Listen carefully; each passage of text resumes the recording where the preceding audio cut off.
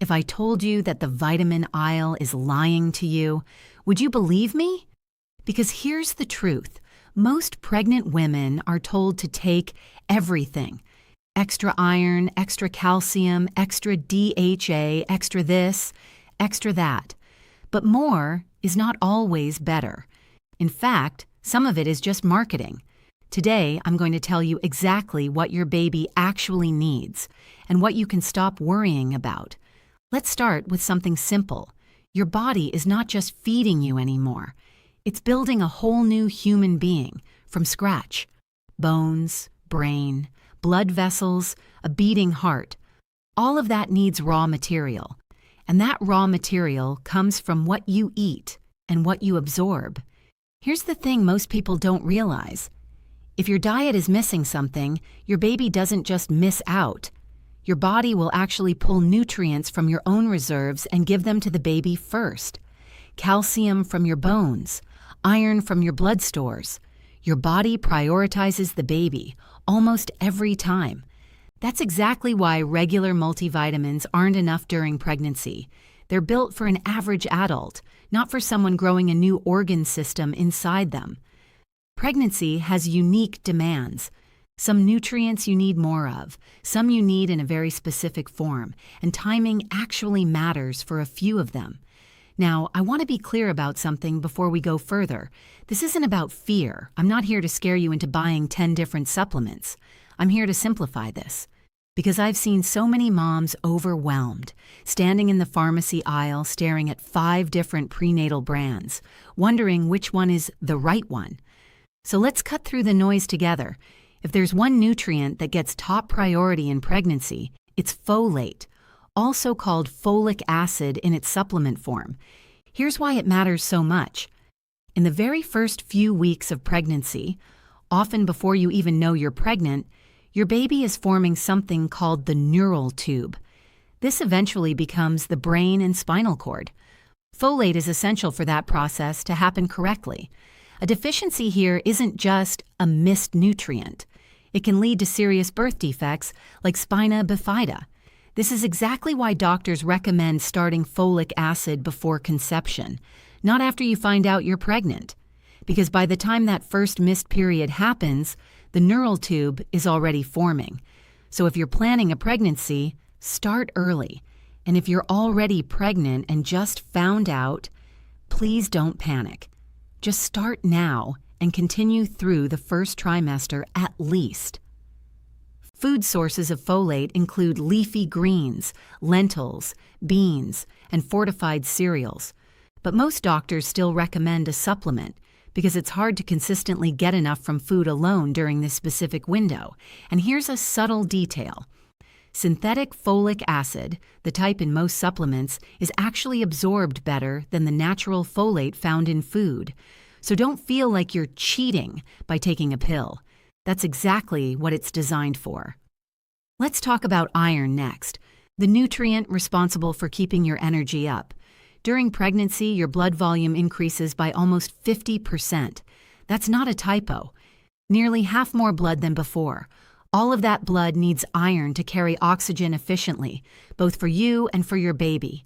If iron runs low, you'll feel it. Extreme tiredness, dizziness, sometimes shortness of breath even from small tasks. This condition, iron deficiency anemia, is actually one of the most common issues in pregnancy. Now here's a helpful tip most people don't know. Iron absorption improves significantly when you pair it with vitamin C. So if you're taking an iron supplement, try having it with a glass of orange juice or some citrus fruit instead of with tea or coffee. Because tea and coffee actually block iron absorption. Small detail, big difference. And let's address the myth everyone whispers about. Iron always causes constipation. It can for some people, but not for everyone. And there are different forms of iron supplements, some gentler on digestion than others. If one type doesn't sit well with you, it doesn't mean you should stop iron altogether. It usually means it's time to try a different form. This is something worth discussing with your doctor rather than just quitting the supplement. Now let's talk about something happening quietly in the background, Bone building. Your baby's skeleton is forming throughout pregnancy, and it needs a steady calcium supply. Here's the part that surprises people. If your calcium intake is too low, your baby doesn't just get weaker bones. Instead, your own body pulls calcium from your bones to give to the baby. This is one reason why some women notice more dental issues or bone-related symptoms during and after pregnancy, especially with multiple pregnancies close together. But calcium alone isn't the full picture. Vitamin D plays a huge role here too, because without enough vitamin D, your body can't absorb calcium properly, no matter how much of it you consume. Think of vitamin D as the doorway, and calcium as the guest waiting to get in. Sunlight is actually one of the best natural sources of vitamin D. Just a short amount of sun exposure most days can help your levels. But depending on your location, skin tone, and lifestyle, sunlight alone might not be enough, and that's where a supplement can help. Dairy, fortified foods, and eggs also contribute. But again, most prenatal vitamins already include some calcium and vitamin D, so check your label before adding a separate one. Let's move to a nutrient that doesn't get talked about enough: DHA, a type of omega-3 fat. DHA plays a critical role in your baby's brain and eye development. It's especially important in the third trimester, when the brain goes through a huge growth spurt. Some studies even link adequate DHA intake to better attention and cognitive outcomes later in childhood. Though, of course, no single nutrient guarantees anything on its own. It's one piece of a much bigger picture. The best natural sources are fatty fish, like salmon or sardines. But here's the catch. Pregnant women are advised to limit certain types of fish due to mercury content. So this becomes a bit of a balancing act. Low mercury fish in moderate amounts is good. For vegetarians, or for anyone who doesn't eat much fish, algae-based DHA supplements are a great alternative. They provide the same core nutrient without the fish. Not every prenatal vitamin includes DHA, so this is genuinely one nutrient worth double-checking on your label and adding separately if it's missing. Now, two nutrients that don't get much spotlight but genuinely matter: iodine and vitamin B12. Iodine plays a direct role in your baby's brain development and thyroid function. Even a mild iodine deficiency during pregnancy has been linked to developmental delays. And here's the tricky part. Iodine deficiency often shows no obvious symptoms in the mother, so you could be lacking it without even realizing.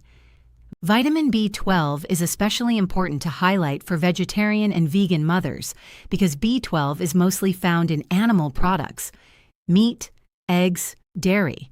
If you're following a plant-based diet, there's a real chance you're not getting enough B12 through food alone, and this nutrient is essential for your baby's nervous system development. Here's a myth I want to gently correct. I eat healthy, so I probably don't need these extra nutrients. Eating healthy is wonderful, and I always encourage it. But healthy doesn't always mean complete. You can eat very well and still have gaps, especially with nutrients like iodine and B12, which aren't always visible in a clean or balanced diet the way we usually picture it.